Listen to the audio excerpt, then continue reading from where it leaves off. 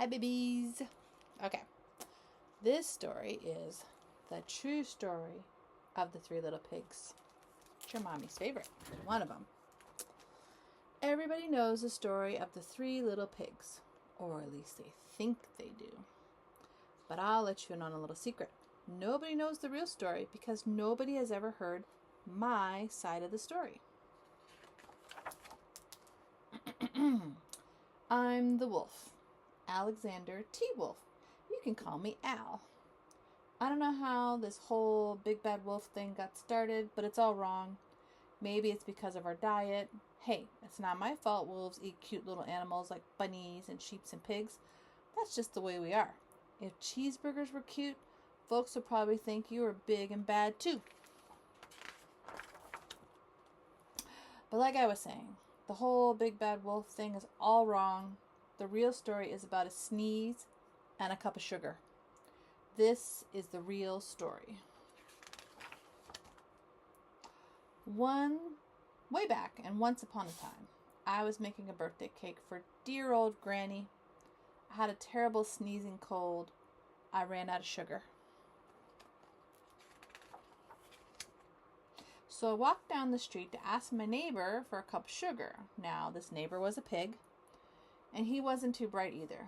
He had built his whole house out of straw. Can you believe it? I mean, who in his right mind would build a house of straw?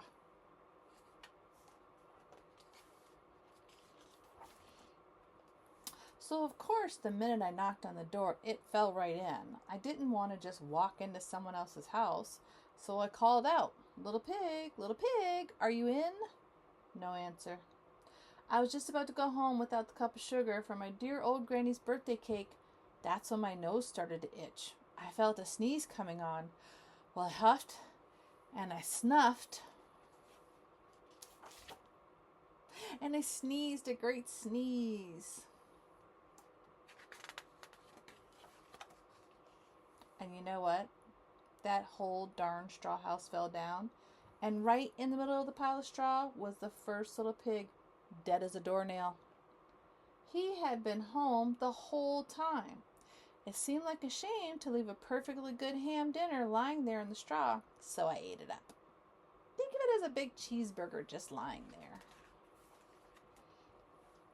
I was feeling a little bitter, but I still didn't have my cup of sugar, so I went to the next neighbor's house. This neighbor was the first little pig's brother. He was a little smarter, but not much. He had built his house of sticks. I rang the bell on the stick house. Nobody answered. I called, Mr. Pig, are you in? He yelled back, Go away, wolf, you can't come in. I'm shaving the hairs on my chinny chin chin. I had just grabbed the doorknob when I felt another sneeze coming on. I huffed and I snuffed and I tried to cover my mouth, but I sneezed a great sneeze. And you're not going to believe it, but this guy's house fell down just like his brother's.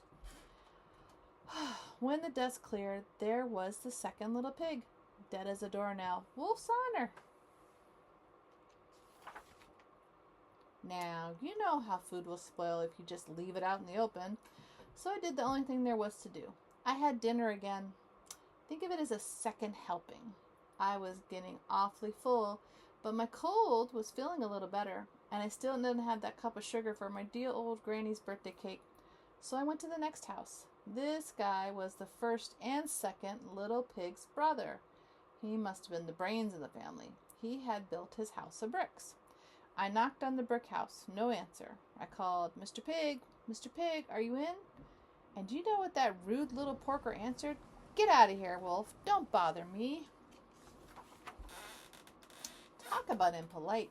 He probably had a whole sack full of sugar, and he wouldn't even give me one little cup for my dear sweet old Granny's birthday cake. What a pig. I was just about to go home and maybe make a nice birthday card instead of a cake when I felt my cold coming on. I huffed and I snuffed and I sneezed once again. Then the third little pig, and your old Granny can sit on a pin. Now, I'm usually a pretty calm fellow, but when somebody talks about my Granny like that, I go a little crazy. When the cops drove by, of course, I was trying to break down the pig's door. And the whole time I was huffing and puffing and sneezing and making a real scene. The rest, as they say, is history. The news reporters found out about the 2 pigs I had for dinner.